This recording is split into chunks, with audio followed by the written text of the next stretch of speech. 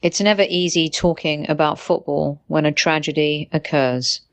The Highbury squad's thoughts and prayers are with Leicester City Football Club and the families affected by the terrible tragedy there this past weekend. Our thoughts are also with Glenn Hoddle and his family. We're sending positive energy and vibes to him for a recovery. And lastly, the city of Pittsburgh and the people who are affected by the shooting. There's nothing that we can say about a senseless act. All we can do is send our love your way. Hi, this is Jim Piddock, and you're listening to the Highbury Squad. Welcome to the Highbury Squad. You can follow us on Twitter at Highbury Squad. In fact, it's the same on Instagram, YouTube, Facebook, and eventually iTunes. Join me, Sophie, aka at Soccer Diva, Amanda, aka at Gooner Girl 1969, and our very special guest, Super Kevin Campbell. It's just like being down the pub with your mates. Welcome everybody, and you are indeed listening to the Highbury Squad. This is episode 11. It could be episode 12. If only Amanda could keep up with the maths, then maybe we'd get it right eventually. She is on the podcast today. Amanda, say hello to everybody. Hello everybody. And I'm sure it's number 12. Is it? Well, maybe Super Kevin Campbell will help us with that one. Super Kev, welcome to the show. Hello. Thank you very much. Hello, everybody, and welcome to show number 12. I love that we're all like settling. you know. Yeah, exactly. More goals. That's not the... Did you ever have a season where you only scored 12 goals, Kev? I don't think so, right? Never. Over the season where I scored less, but let's not even go there. All right, we won't. We are delighted to welcome a very special guest to the show. I absolutely adore this geezer. Have been speaking to him about football for a number of years now, and he's a lifelong Crystal Palace fan. But more than that, he's an entertainment genius, a writer, producer, director. Welcome to the show, Mr. Jim Piddock. Woo! Thank you. How do I follow that? I should just hang up now. Yeah. It's all downhill from here. It is. Pretty much that's what happens on the show, Jim, to be honest with you. Right, Crystal Palace versus Arsenal. Always an interesting game and has been over the last 2 or 3 seasons. Palace, we suffered that 3-0 defeat from you not so long ago, ended on a 4-1 win. But I felt like this was one of Palace's best performances so far this season. Not sure if that has anything to do with Zaha kind of coming back to fitness, Jim. What was your assessment of the initial game today? Yeah, I agree with that. I mean, I've seen, out of the 10 games, I've seen 7. I've been at 7 of them and seen 3 on television. And I felt that was the best we've played this season. And we've become a very kind of I call a reflective team, and I don't mean kind of intellectually.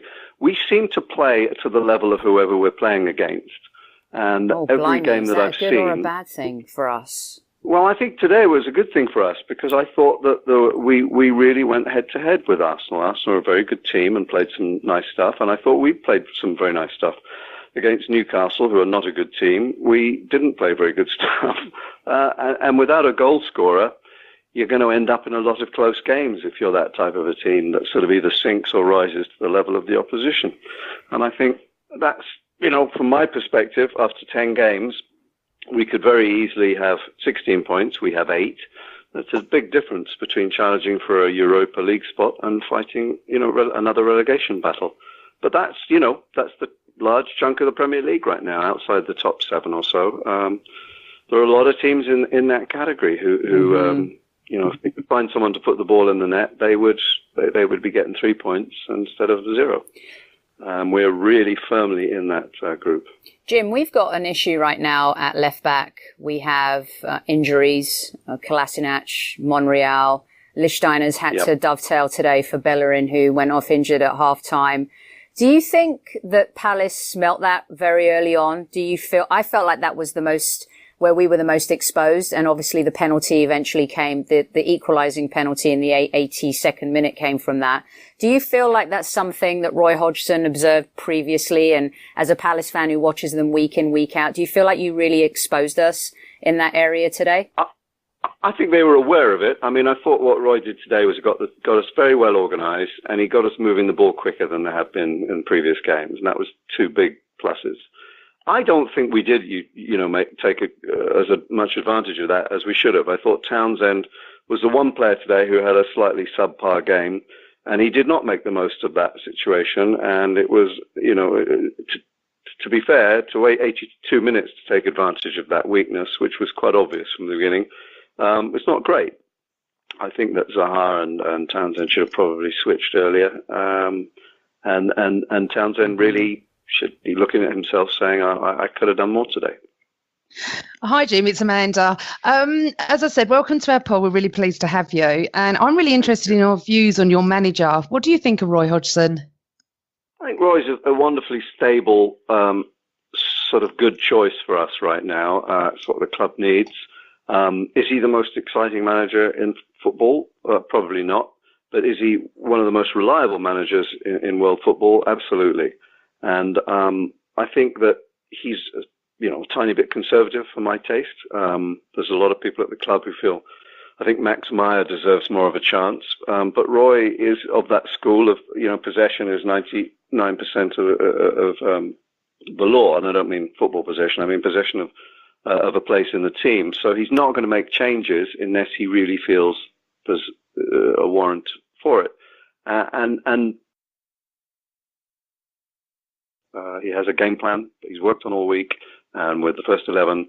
And so he'll go with that for usually an hour minimum. And it's often the subs will get, 10 minutes at the end. I was happy today that he brought on Sorloth and Meyer, because I think he learned last week when Everton did the same thing. We were toe and toe with Everton, should probably have been a goal up, and they brought on a couple of subs, and both subs were involved in the goals and made a big difference. And it was glaringly obvious that we need to have that kind of attitude too, to make changes when we need to.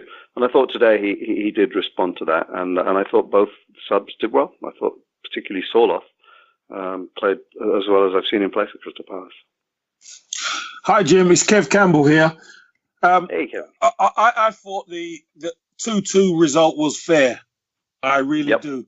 Can I ask you, what do you think is a realistic position for Crystal Palace this season? Because obviously Roy Hodgson isn't he's not probably a fancied manager, but he done a great job for you last season. So what do you think is a realistic position for you at the end of this season?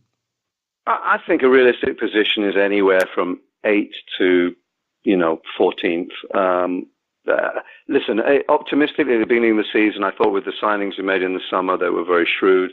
I thought if things went well for us and Benteke can get back in a groove, we could end up as high as 8th or even 7th, do what Burnley did last year.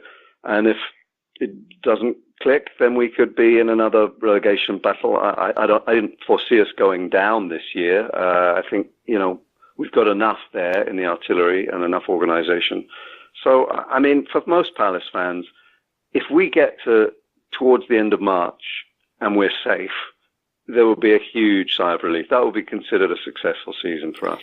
Jim? It's been five years in a row of fighting relegation. That's pretty wearing on fans. Yeah, that's fair. That's good. Yeah. It's tough, though, isn't it? Because, Crystal Palace have definitely been able to be one of those teams that have found, their strength and have been able to sustain in the Premier League. And at some point, I think as a fan, like Leicester fans never believed they'd win the Premier League. And you guys, Arsenal fans right now wonder when they're next going to win the Premier League. But to get a good run in a cup or be able to win a cup, as a fan of Crystal Palace, like we set out at the beginning of the season and we're thinking, well, maybe we could win a cup. Maybe you and I will bring the Europa League home this season. There's this hope. So I always admire fans of clubs that stand by them, support them. Is it tough, as you know, when the season's going to start, that it's probably going to be the same old, same old? Is that difficult? And then when you see your team perform like they did today against Arsenal, is it frustrating that you can't do that against a team like Newcastle? Yeah, very much so. I mean, it's this season and last particularly, we really have not maximised our points. I mean, there was a friend of mine who works in stats, and Palace were top of the league in terms of not getting the points that they should have based on chances created and chances given up. I think we were minus 14 points or something last year, which was the highest, and Burnley were the opposite. And this year, as I said, we really should be sitting on 16 points, not 8. And today I scribbled down at one point, same old, because we had two good chances early on. Zaha hit the post. Townsend had a very good chance. And then we kind of got the goal and I thought, oh, okay, it's turning. And then we did the same old to give up 2 goals. And I thought, here we go again. And it was refreshing for me to see that we've kind of beat the jinx a bit. But that kind of, I mean, if you look at it, and from a biased Palace's point of view, obviously that second Arsenal goal, there was a handball probably in there beforehand. And it was, even if there wasn't, they said it was the closest goal line technology goal that's been given. It was 9 millimeters from not being a goal. Wow. And that's extraordinary, but that encapsulated for me, that second goal was like, that's our season in one move. And I think Kevin's right. I think 2-2 is probably a fair result.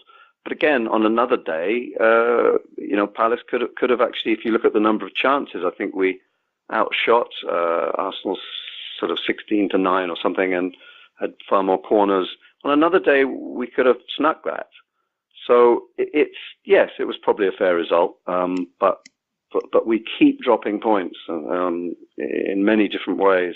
And that will even itself out probably. And that's why I'm not unduly worried. And I think we'll end up, in that sort of 10th, 11th, 12th spot. I hope so. I hope I'm not wrong. Jim, okay, so I've been arguing with my co-host and Mr. Campbell for about the last 2 hours regarding the penalties. Now, you had 2 penalties, okay? Your first one... Yeah, the first one, definitely, without any shadow of a doubt. Got no arguments at all whatsoever. Your second one, Zaha dived better than Tom Daly's ever dived. And look, it's all opinions, football. That's why it's a wonderful thing. Football's a wonderful thing for opinions. What was your view on both of them? I thought they were both penalties. And again, obviously, I'm going to be biased, but I can be quite honest about it. And I thought we got a very soft penalty against Everton last week, and I wouldn't have been unhappy if the referee didn't give that. So I can be objective too. I thought it was an absolute. Both penalties were absolutely stonewall. And I saw on Twitter right before I got on, someone said, "Jim, what do you think of Zaha's dive?" It was not a dive, and it's. I mean, look at the Man United game today. Martial went down way, way, way easier than Zaha did. Zaha beat him, and he caught him. It's like when Andy Johnson used to play for Palace. He said, oh, he dives. He doesn't. Andy Johnson used to go down quite easily because he was fouled, and he took the foul. Zaha isn't even that extreme. I think he was fouled, and he took the foul, and it's a foul. It doesn't matter whether you go down easily or not easily, you take it. And he caught him. And it wasn't a dive. A dive is when there's no contact. She can't wait. She can't wait to get stuck back in. I've seen so many different angles. Okay. Xhaka's foot is on the floor when he goes for the ball. Zaha dives over him. I want you to look at it in a different view, Jim. I know you are. I know you're saying it how you think, and you're not just saying it because you're a Crystal Palace fan. I get that. But I'm telling you, if you watch it again, he dives over, both his feet are on the ground before even Xhaka does anything. And then he dives over his knee. So for me, look, I know Sophie and Kev completely disagree with me, and that's fine. The first one, yeah, definitely. Look, we all get soft things. I mean, our goal, Lacazette's got his hand in the air and Aubameyang scores. He was being pulled by the shirt, and I don't know why he's put his hand up. I don't know if it's because he was telling the ref he's been pulled. I don't know what he was doing, if I'm honest. He was pulling a Maradona, Amanda, is what he was doing. I don't know. That was really odd. That was bloody cheeky. That was very cheeky. What was he trying to cheat to get the ball, or was he just? It's not like him, Soph. That's what I'm curious. I'd like to hear his reason. That he may be asked in the week. But with regard to the second one, Jim, honestly, he has dived. I'm not saying he's a serial diver. I know there was a lot going on during the game. A lot of my friends were at the ground, and they said he did dive quite a bit, and he was going for a lot of challenges and stuff like that. But no, for me, it's not a penalty. You're outvoted 4-1, I think. I am, yeah. I am. I'm not outvoted on Twitter, but I'm outvoted here. And by other Arsenal supporter and Absolutely. a former Arsenal player. A former... Boom! I rest my case, my love. It doesn't mean they're right just because they're Arsenal fans, honestly, or he's an ex-player. It doesn't mean it. It doesn't mean anyone's right. It's all about opinions. No one can. The majority is always right in a vote. You've been in America too long. That's all I'm going to say. I believe in democracy. 4-1. Listen. I disagree. I'd have more. I've seen it many, many times on NBC. It's a penalty every time. The handball, I'm actually less sure about whether there was any contact, but I'd almost give you the balance of doubt on that one, but not the penalty. So, Jim. Sorry, go on, Kev, because we do have a question for him after this from a Twitter. Yeah. I just want to say, I believe Crystal Palace saw Xhaka at left back and thought, do you know what? We can exploit that position. And there's no better player to exploit that position than Zaha.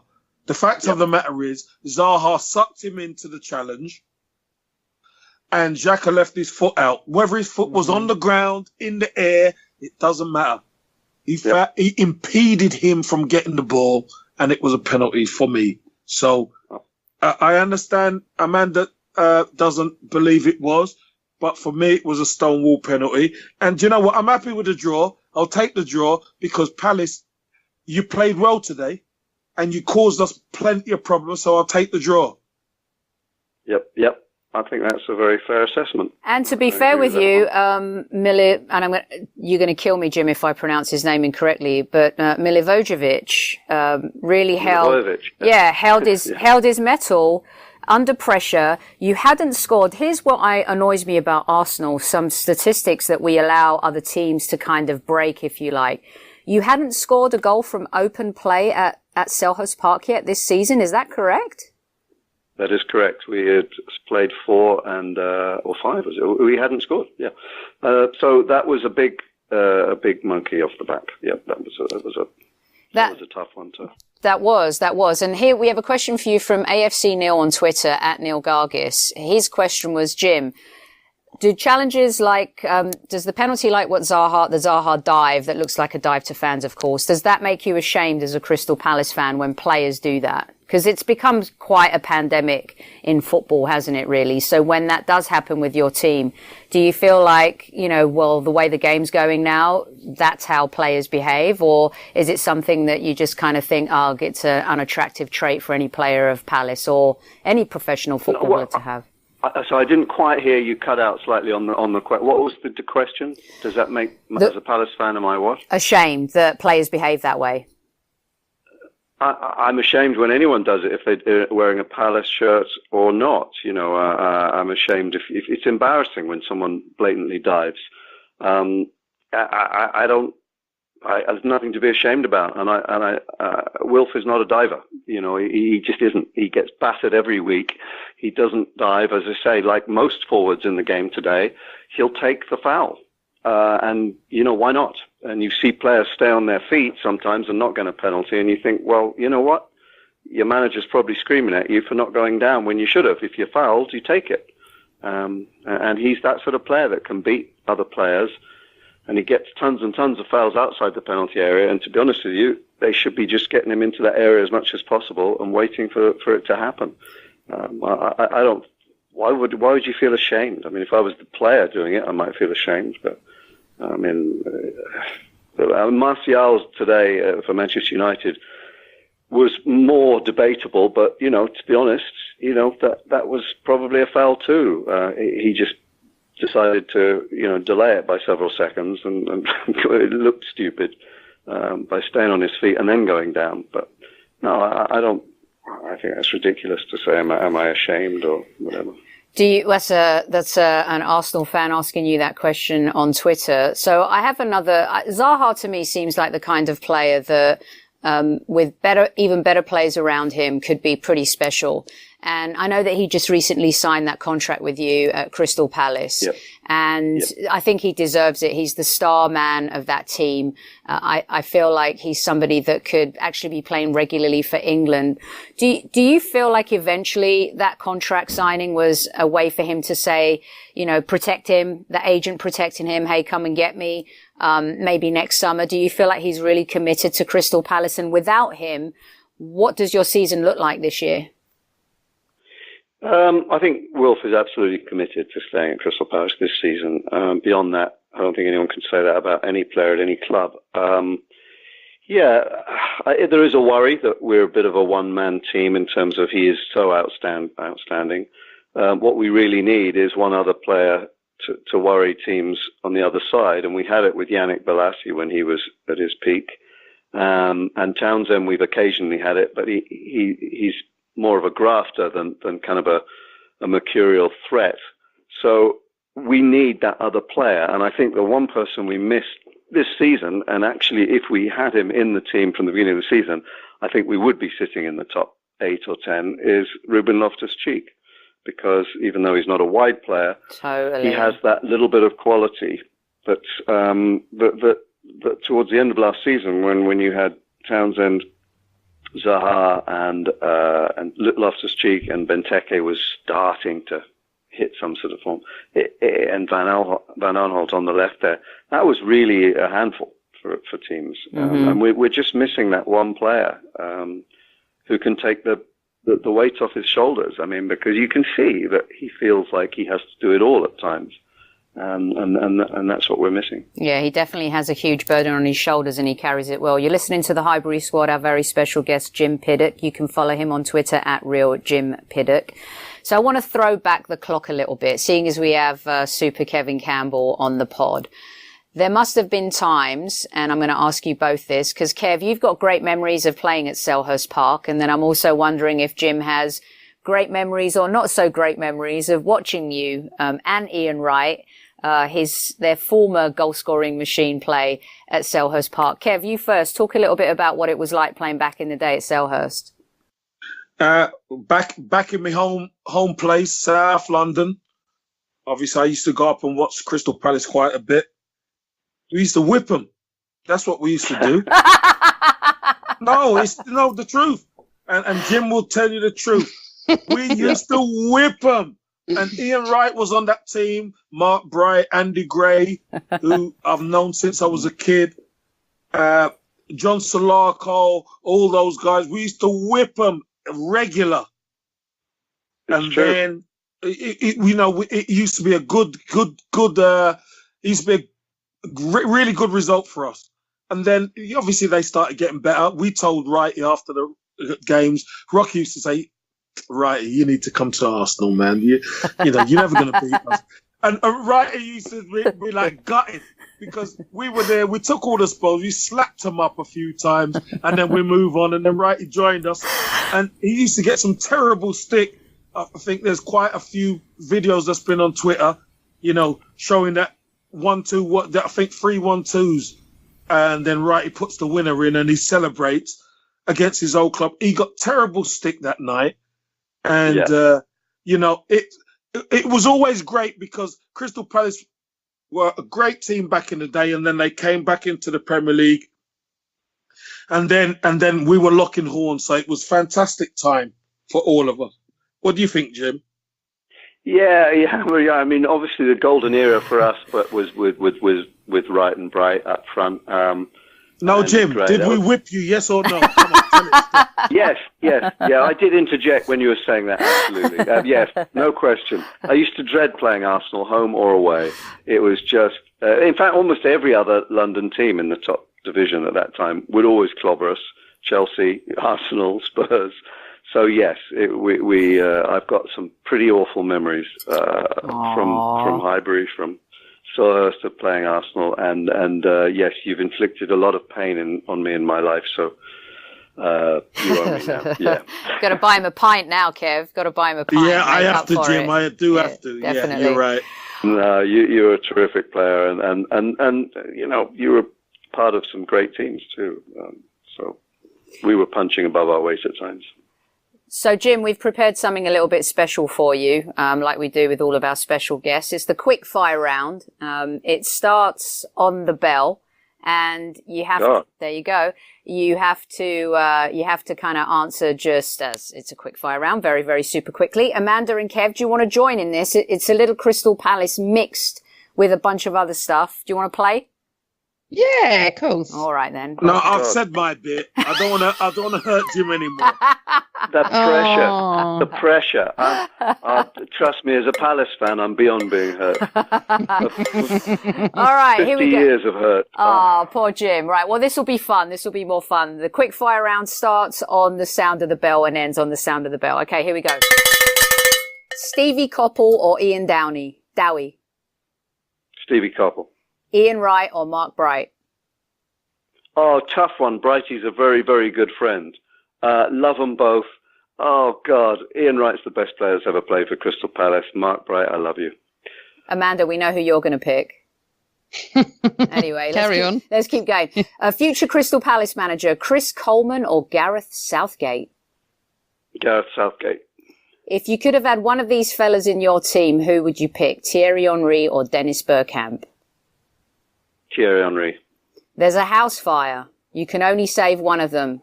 John Solarco or Jeff Thomas? God, both. I know John very well. Oh, God. I'd save... Oh, no. How can you do that? Can't do that. I knew it. I knew I'd get you. I'd sacrifice myself. So they both could survive. You're a good pal. Netflix and chill or HBO? Sorry, Netflix and what? Netflix or HBO? Well, I've had a film on Netflix that I wrote and produced and was in, and I've had a series on HBO I wrote and produced and in. So I can't... That's why I picked him. That's why I picked him. It's like killing which of your children do you kill? I love Netflix. Choice. I love the way they run Netflix. All right, cool. Cricket or baseball? Baseball. Eddie Izzard or Ricky Gervais? Great friend, Eddie. Eddie every time. Works with both. Love them. Amanda, before we let Jim go, who's been a very good sport here, you had a question for him which was not football related. Is that right? Jim. Yes, I have. It's nothing to do with football, and I may have got my research wrong, but were you in Lost? I was in Lost, yeah. Okay, now you've got about 2 minutes, I know, but you need to explain to me what the hell it was all about. I watched it from beginning to end. And I was so disappointed with the ending that I felt like I'd wasted half my life watching it. I loved it. I never understood any of it. I don't think you were supposed to, were you? Were you all dead to begin with? Is that what it was? Or were you in limbo? I don't know. Well, no, you're in purgatory. I only watched a couple of episodes. Yeah, I think so. I think I did watch the last one, and it kind of explained, didn't it, that they were all in some sort of twilight. What bit were you in then? I played the father of somebody. I'm now moving into the grandfather of somebody, but now I played the father of somebody. Dominic Moynihan's girlfriend's father, or something. I can't remember. Yeah. Honestly, I don't want to sound blasé, but they come, they go. It's probably. I know. Where was it filmed, Jim? In Hawaii, in Honolulu. Oh, I thought it was. Okay. Thanks for answering that, because I still don't really understand all of it, but... Yeah, no, I don't either. I don't... I wish I could help you. I mean, I thought it was an interesting show, but I only watched like 2 or 3 episodes, I think. Okay. Brilliant. Jim, tell us about your movie on Netflix and what it's called, what it's about. People can find it on Netflix fun. now. It's called Mascots, and it's a comedy that I wrote with Christopher Guest, and there's some improvisation in it, obviously, being Christopher Guest. And it's a 90-minute movie about a world competition for sports mascots. So there's a lot of people in silly costumes, doing things, and I play the father of the English mascot, Sid the Hedgehog, from a team in South London, and that's what it is. It's a fun 90-minute comedy. Oh, I'm going to watch it. Yeah, brilliant. It's brilliant. Honestly, Christopher Guest's stuff and Jim, when they do stuff together, it's amazing. Best in Show, For Your Consideration, all of those movies, just absolute comedic genius. And always appreciate you coming on the show, Jim. And we really hope Palace is one of those teams that I kind of root for, because I'm also buddies with Rebecca Lowe, and she's darling. And I know that you know Rebecca as well. So I do hope. She's wonderful. Isn't she great? And yeah. I mean, I don't know her personally, but I think she's absolutely terrific at her job. Yeah, absolutely she's really good. They do a great job on NBC over here. So thank you. Good luck to Palace for the rest of the season. And maybe we'll hook up again towards the end of the season and find out how you guys have finished up. That would be lovely. It was a pleasure talking to all of you. Have a very happy Sunday. Cheers, mate. Thank you, Jim. Take care, Thank you for coming on. Thank you, mate. Bye. Cheers. Bye.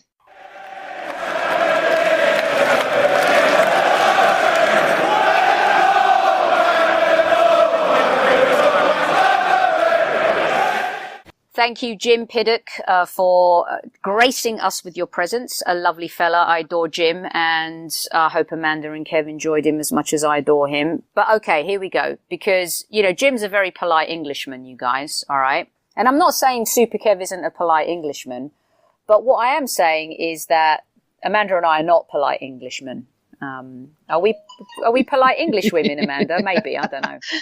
There's nothing polite about me or you. Right. So let's really talk about these decisions, because we're united on one and divided completely on another. So why don't we just talk about the one where we're completely divided on? Super Kev, Amanda, the Zaha penalty. We're so close to our 12th win in a row. Xhaka puts himself in a position that I feel like, as a player, when you're in the penalty box, you can't stick your foot out not even 1 inch or iota. And I do think that Zaha played for the penalty and he won the penalty, but I feel like Xhaka's awkwardness and his inability to control the situation, especially with his second movement, is what caused the referee to give the penalty. Amanda, I know it's like you're sitting on hot coals right now. Why don't you go first and then Kev will counter? It's not a penalty. He dived like he was Tom Daley. How many times have I got to say this? Right, I'm just going to read you a tweet because I'm not going to claim it, all right? This is exactly how I see it. She's put to me, exactly, Zaha used his left foot to kick the ball away to the right and brought his right foot back in to meet the left so he could use them together to jump over Xhaka's knee. So how can it be Xhaka's fault? That's exactly what I think. That's what this, I'm going to give her a shout out. G-Bird said that to me.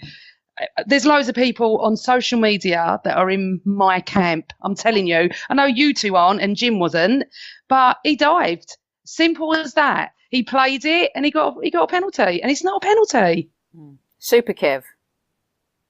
Look, I understand. No, I understand what Amanda's saying, and I understand that it's tough to take, but they isolated Xhaka on one occasion, and Zaha took him to the cleaners. Whether you talk about him making contact or not, he put Xhaka in a difficult position, and Xhaka is not a left back. Let's get that right. Not blaming him, Kev, one bit. I'm not. No, I know. I think he had a great game, if I'm honest. I thought he had a good game too. Yeah. But the one occasion which actually counted when it mattered most, he was exposed. And the best player to expose him was Zaha. Yeah. And he moved his leg across him. So Zaha's going to make the most of it. He didn't dive. He made the most of it. And it was a penalty in my eyes. That's all I can say. Both feet of Xhaka's were on the ground before Zaha even took off. So how could he have lifted his leg? Oh, it doesn't matter. It was across Zaha. You're a bloody striker. That's why you're saying it. No, listen, I'm Arsenal. So if he never put that leg across, He doesn't I've even been stick saying- it out. Not like Martial at bloody United. And you're telling me that's not a penalty. That's more of a penalty. That wasn't a No, penalty. Anthony No, Martial, the Everton player.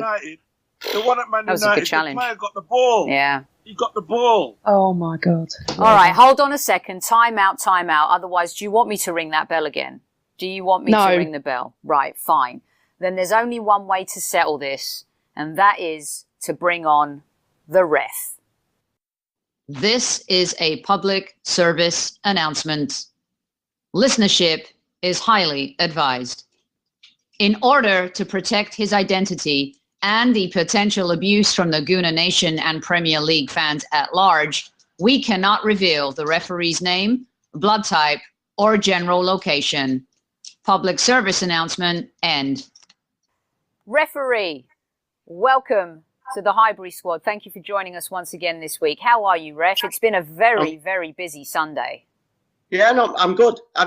So the last pod I did, Yes. I think there was a bit of speculation about which football team I supported. And to be honest with you, it's not out of the bag yet, but I'm honoured to be in the presence of the last Everton striker to score a winning goal at Anfield. I am. Yeah, I am, yeah. And it was in the last century. So we're all okay. Is the referee I did throwing warn you, shade? Kevin, didn't I? Is the I did referee warn you. throwing shade, or is it me? I mean, I Kevin, don't know. Kevin, is that factually incorrect? No, you're bang on. Thank you. Yeah, the thing is, Dave, it won't bother him. He's been with Red Nosed John all day. So don't worry about I've it. been a Liverpool fan all day, so they've been bluing and redding it all day.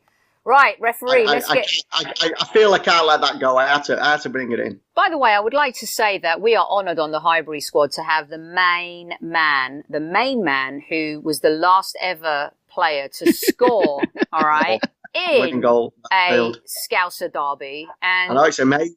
It's amazing. What a goal it was. Excuse me? Probably in black. It wasn't a great goal, Kev. It was about 2 yards out, cop end. I remember it very well, son. It's no problem. Listen, It was a great goal. It was a great goal. Yeah, exactly. The build-up was amazing. Right, referee. Any goal is a good goal. PG, by the way, I'm thinking this referee might need a yellow card right now. I'm just saying.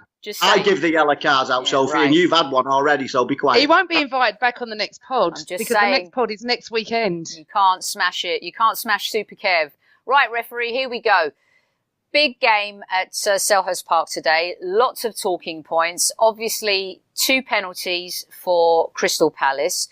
The first one, everyone is saying, was completely stonewall. There is no debating it. It's the second penalty that is causing a ton of controversy.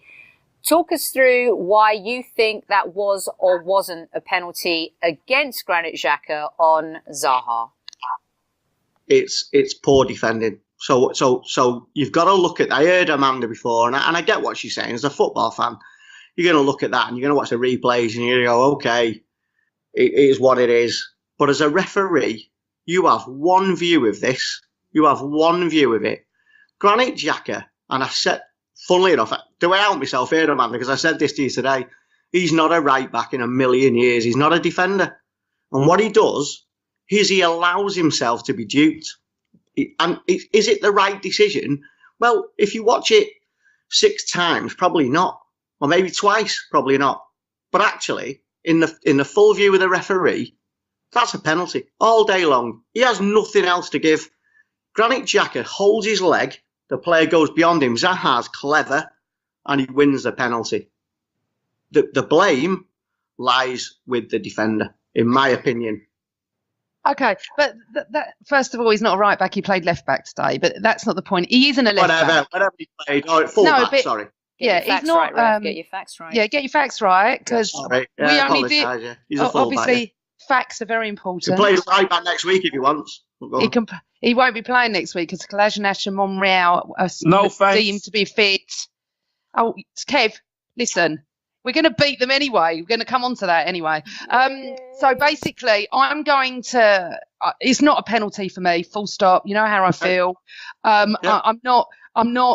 Look, it's all about opinions and everything. I agree. The ref. I agree how it looks to the ref. Yes, I'm not. I've got no arguments with the ref.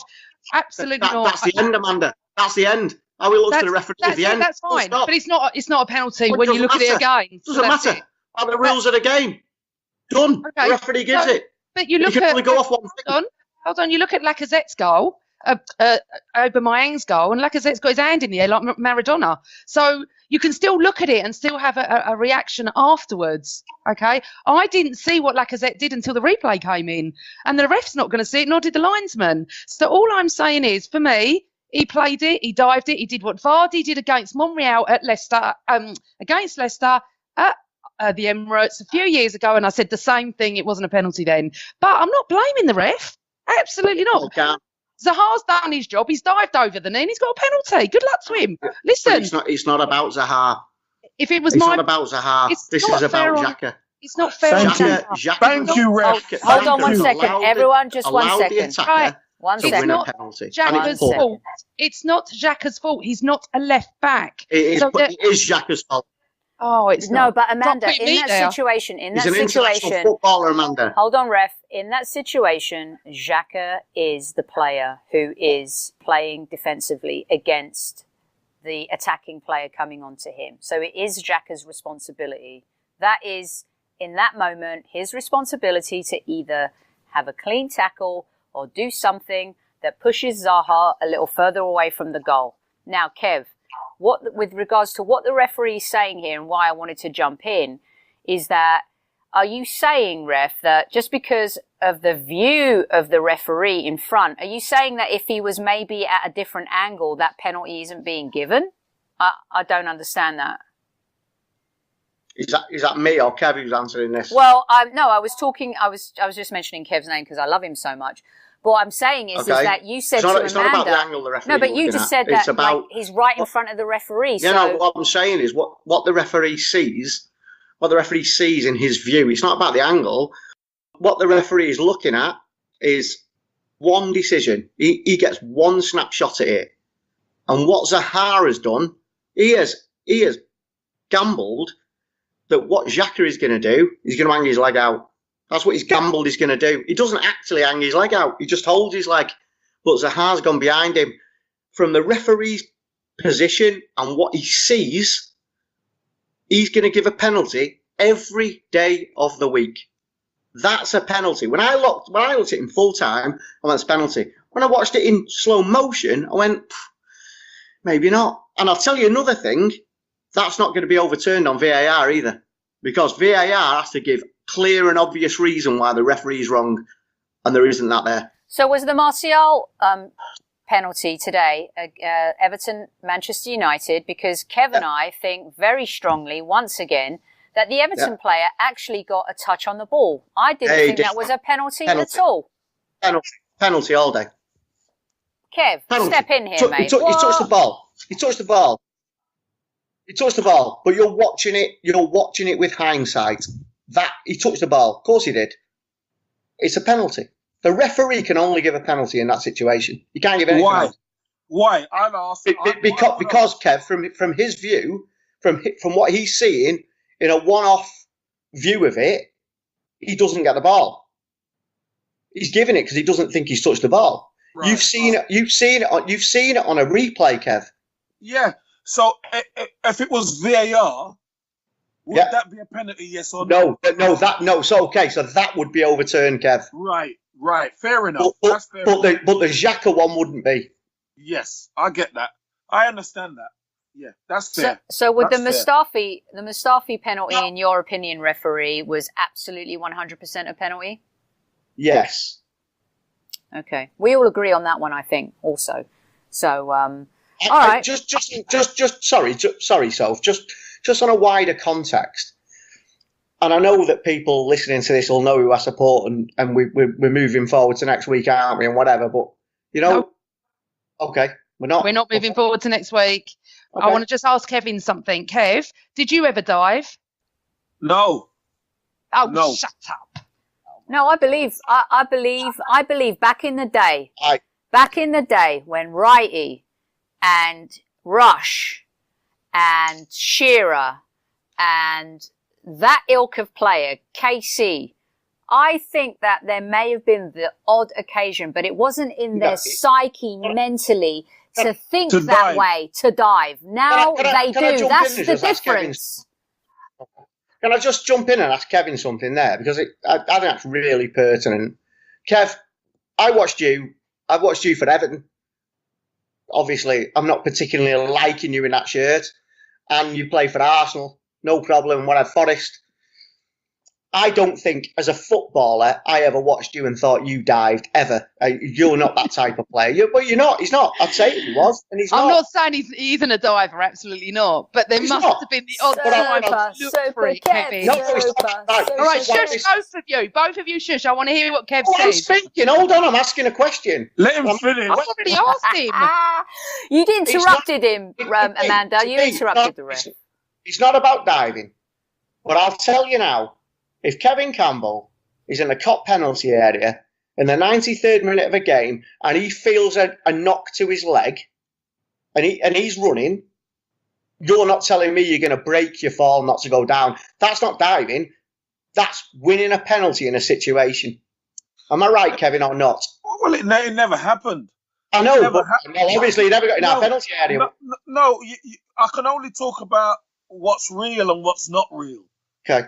And when you play in a derby, everyone is aware of making contact in the box because you have to, because players are going to go down.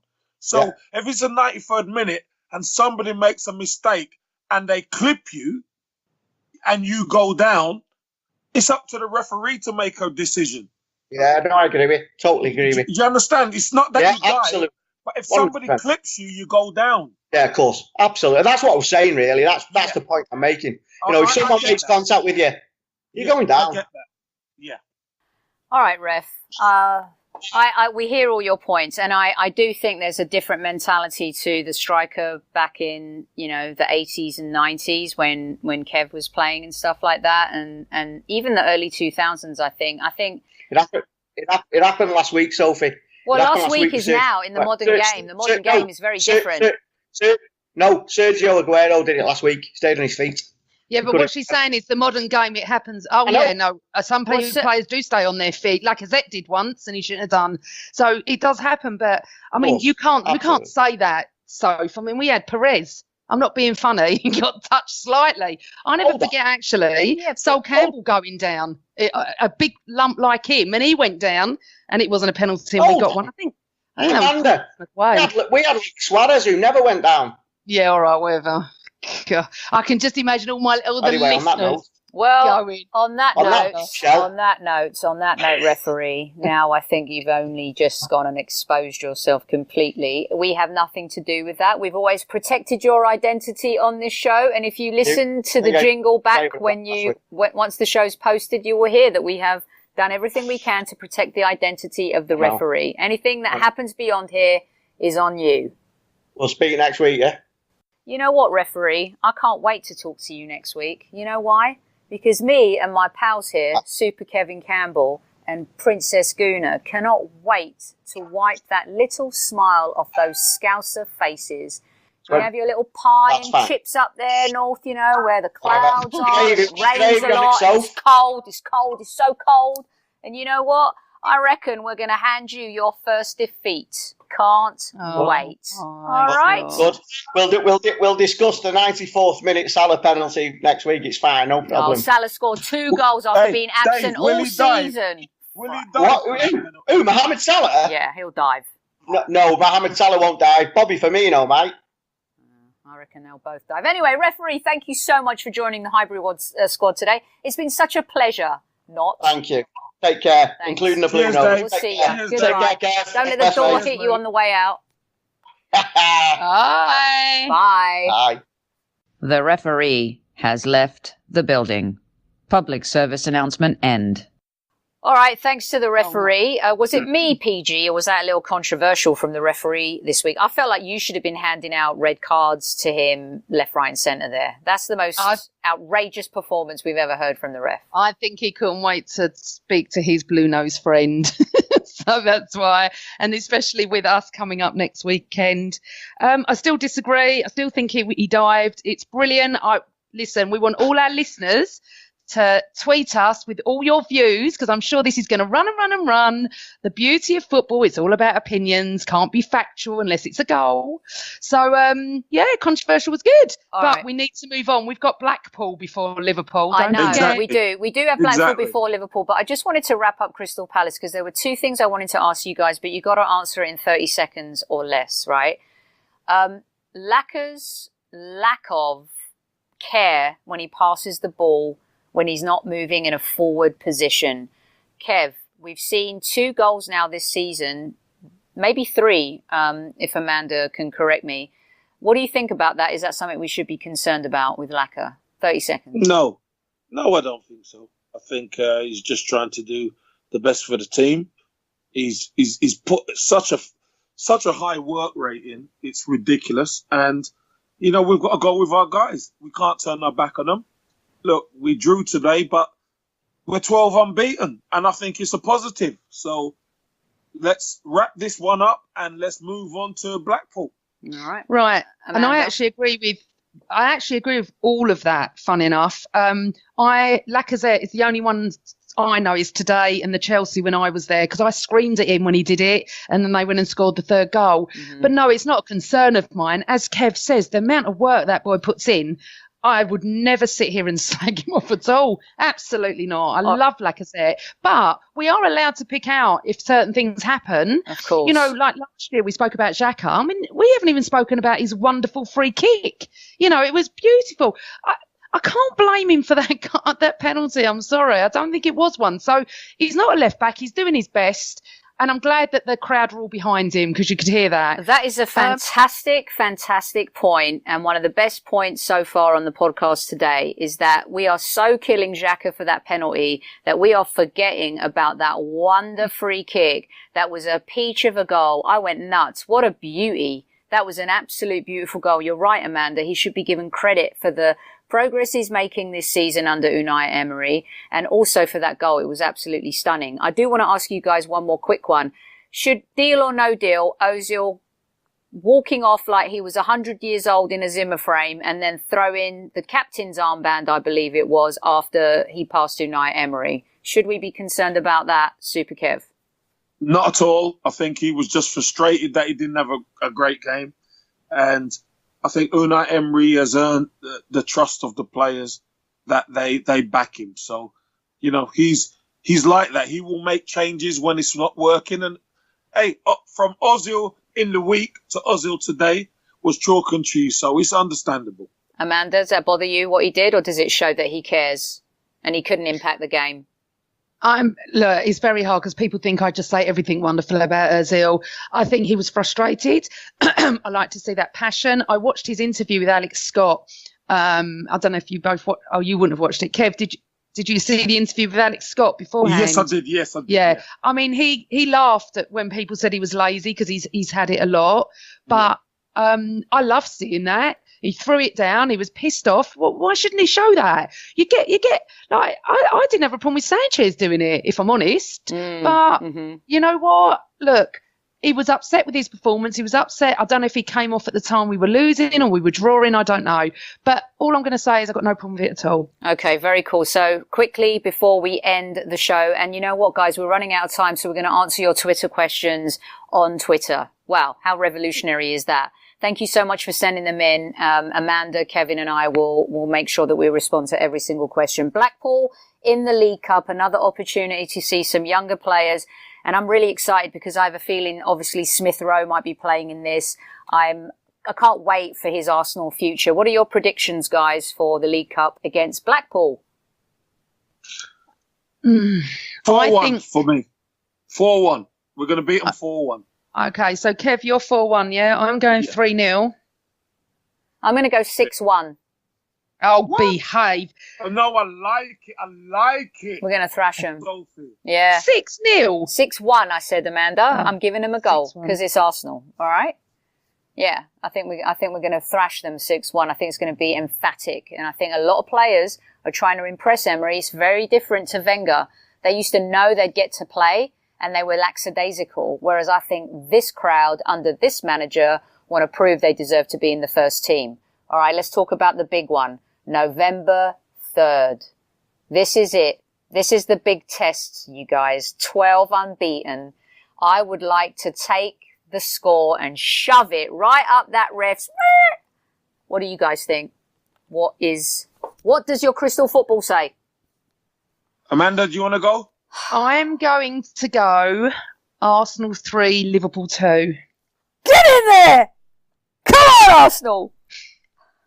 I'm going to go 2-1 Arsenal. And I truly believe that Liverpool might score first. And we're going to come back and do them.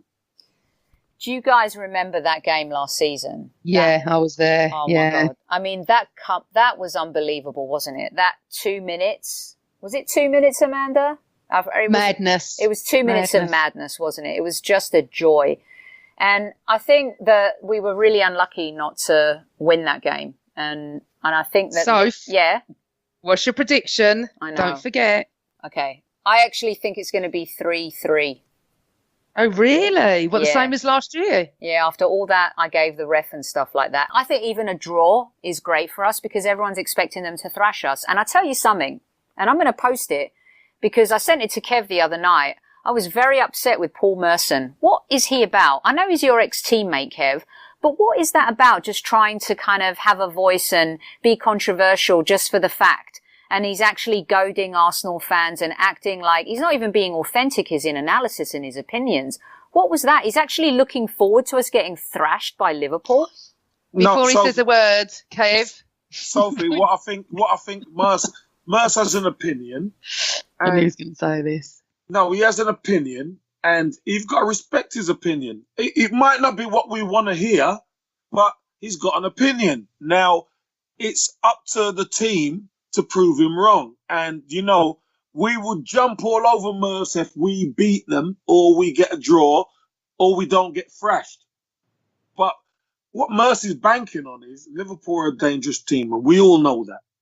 They can blow teams away very quickly, which they've proven in the past. So, he's thinking that Liverpool, because Arsenal have had difficulties at the back, let's be honest. He's thinking Liverpool are going to do the same to us, but every game is different. I believe Arsenal will rise to the occasion. I really do. And they will beat Liverpool. But let's see what happens on the day. Yeah. Amanda, do you have an opinion about this before we just I do, yeah. I'm a little bit in between the fans who despise him now and Kev. What I think is this. He's entitled to his opinion. Most of the time, funny enough, and I'm going to get slaughtered for this, I do agree with what he says, but it's the way he's doing it. It just comes across to me that he actually wants us to lose. I mean, even Jeff Stelling said they've won 11. Give them some credit, So I just feel like as an ex-Arsenal man, you don't have to be so... Negative. Vindictive. Yeah. Do you know what I mean? Like, it sounds vindictive. Soph, you, Kev, right? We're not idiots. We all know we could get blown apart on Saturday. We know there's problems with our defence. Every Arsenal fan does. It's not exclusive to us. It's not rocket science, okay? We're not idiots. But the momentum that we're on, and we're still on, we should still be on it. We had a poor performance today, and a draw was a fair result, okay? Hopefully half of them won't play on Wednesday night. Actually, 3/4 of them won't play. Yeah. And, so they get a little... Because we've had Monday night, Thursday night, Sunday lunchtime. I'm sorry, it's not even in 7 days. It's like 6 days or whatever. So all I'm trying to say is this. You can have an opinion. I would go on there and say, I'm worried about our dodgy defence. Look, we looked at it again today. I don't know what Mustafi was doing, blah, blah, blah. But I would be going, but we've won 11 games here. I don't care who we've played. We're on a momentum. None of us expected that, blah, blah, blah. He just did it in a way where he sat there and like he wanted us to lose. Mm-hmm. And that's what I think has got fans' backs up. Absolutely. It just needed to be done in a professional way where he didn't even look ex-Arsenal to me. Look, I'm just going to bring this up quickly. Graham Souness today, I don't know what you thought, Kev, and I don't think you've watched him, have you? So I have, yeah. Graham Souness wound me up so much today, Kev. Did you understand what I'm going to say about this? He was so miserable about Arsenal, sarcastic about Ozil, which I thought was unprofessional, called Tottenham. He said, we'll know by the 5th of December when Arsenal play Tottenham. Spurs and United. And I'm like, what did he just say? He means Liverpool, United and Tottenham, right? I just felt there was something wrong with him today. And I think very, very, very anti-Arsenal. And actually Redknapp was a bit more in favour and sort of pulled him a bit. And I just thought, what is Souness on? Seriously? Why isn't anyone giving us credit? We've had 20 years of the same manager. We've got a new one coming in, right? He's trying to find his feet, and we've won 11. We haven't lost for 12 games.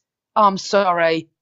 And that's the problem with Merson. It just Amanda, can I add to that? Yeah, of course. When George Graham took over at Arsenal, you remember, you were there. I remember that everyone was against us, and George Graham used it to galvanise the squad. They're all against us against them mentality. Then Arsene Wenger took over after Bruce Rioch, and it was us against them mentality. But Arsene Wenger hit the ground running and done the bits, which was great. And now we're on the third cycle, which is under Emery. Now Emery's got to go through the same. He's got to get the squad used to everybody writing them off, because the media, especially the media, do not like Arsenal. They prefer people who are not winning anything. They prefer people who have internationals in their squad who ain't doing nothing apart over Arsenal. So what we've got to do, we've got to be smart. We've got to use it to galvanise us and make us stronger and tougher. And then when we go and start winning stuff under Emery, then they're going to start backing off. You watch and see. Yeah, I can only imagine what the media would be saying if Tottenham went on a 12 unbeaten run. I think it's diabolical. And I will post that piece that I sent to Kev the other day because I feel really strongly about it. And here's something I'll leave you with as we close the podcast. I see Paul Merson as a Middlesbrough player now. I don't even think of him as an Arsenal player. That might be hard, but you know what? When a club gave you so much, the most decorated years of your career, yes, you can absolutely have an opinion. Rio Ferdinand, Paul Scholes, Gary Neville, Phil Neville have been very harsh about Manchester United and Jose Mourinho. But when you've got a new manager who's starting at a club and not much is expected of him until maybe a year in, and he's taken a team on a run against teams that we would normally lose against, and you sit there in your Sky Sports studios, and even Jeff and Charlie are looking at you like you're a nut job, and the look on your face just says, I want them to lose, and you've got that smug look. You're not an Arsenal player, you're not an Arsenal fan, and you don't love the club. So Paul Merson deserves everything he's getting right now from the Gooner Nation. And on that note, there's only one thing that we love here, and that's Arsenal. Amanda, remind everybody. Always Arsenal. Welcome to the Highbury Squad. You can follow us on Twitter at Highbury Squad. In fact, it's the same on Instagram, YouTube, Facebook, and eventually iTunes. Join me, Sophie, aka at Soccer Diva, Amanda, aka at Gooner Girl 1969, and our very special guest, Super Kevin Campbell. It's just like being down the pub with your mates.